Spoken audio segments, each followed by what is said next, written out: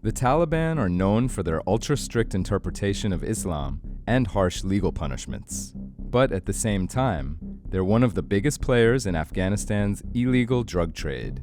The United Nations Office on Drugs and Crime estimates over 80% of global opium and heroin supplies are produced in the country. The gross value of Afghan opiate exports is estimated at between $1.5 and $3 billion per year. Joe Piersanti saw many parts of this trade up close as a special agent with the DEA's FAST teams. He was involved in counter-narcotics operations and raids against the Taliban's heroin production network. It's crazy. I can describe it to people, and I've done many times, but until you're really over there, you just can't really get a grasp of it. You just can't believe people are still living like this. It's like the Stone Ages over there. A lot of places, there's no running water. They're living with their animals. The labs are very crude, just with like 55-gallon drums and other things like that, but they just make such good quality heroin.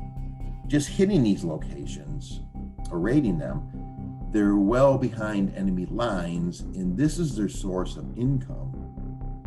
So most often than not, they're gonna fight like hell to protect this. During a mission with Afghan counterparts and Australian Special Forces in 2011, Piersanti was severely wounded by enemy gunfire as they were trying to leave the area. I was providing covering fire for my teammates to get on the helicopter. Once everybody got on or near the helicopter, me and my teammates, my team later tapped me and said, "Let's go." I turned left to run on the helicopter, and that's when I was struck in the head. Piersanti was left blind from his injuries and later retired from the DEA. He's now a motivational speaker and professional bodybuilder. He says most of the heroin is smuggled through Iran and Pakistan and ends up in Europe.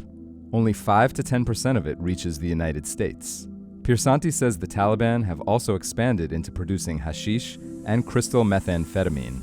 Depending on the year's harvest, opium accounts for between 6 and 11% of Afghanistan's GDP.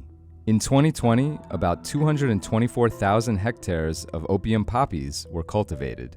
That's the surface area of about 32,000 soccer fields.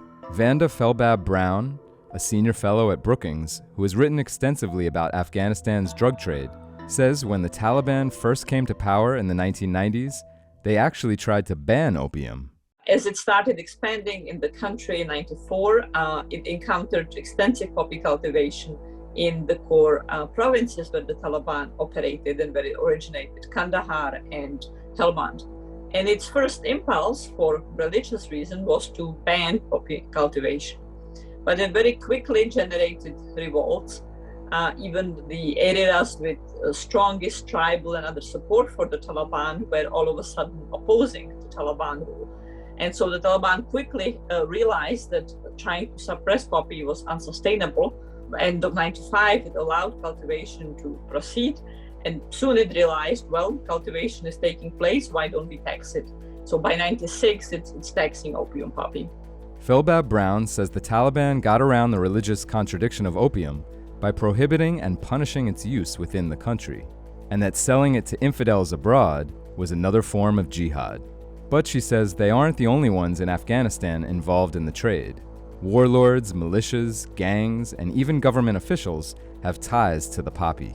And many farmers and their families depend on it to survive. In 2017, it was estimated poppy cultivation provided up to 590,000 full-time jobs. Felbab-Brown says opium is so entrenched in the economy that even if it were possible to completely get rid of it, the spillover effects on the local population would be disastrous.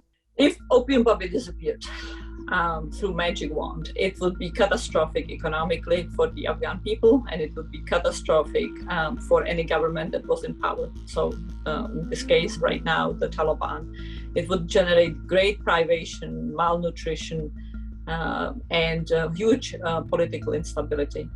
Now, ironically, we might not be in a situation where poppy disappears, but we might be in a situation where much of the international market disappears. because a lot of the North American markets have seen heroin, not from Afghanistan, from Latin America, displaced by synthetic opioids from China and India. And so imagine this situation where the Taliban, for international legitimacy reasons or desire to get economic aid out of Russia, bans poppy for a year or two. And then it decides to lift the ban. Well, it may find that its West European markets are no longer interested in Afghan opium because the opioids now used are synthetic opioids from China and India. Since retaking power in Afghanistan, the Taliban have publicly stated that they would ban drug production. But similar to their pledges to respect human rights and press freedoms, there is a general distrust in the Taliban to follow through. Piersanti believes, if anything, drug production will simply increase under new Taliban leadership. From all estimates, the last year the production of poppy was way up.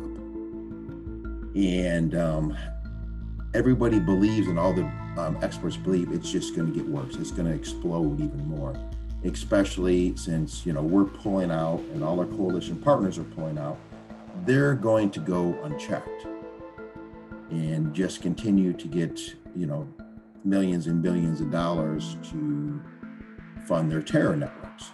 To me, it's pretty scary.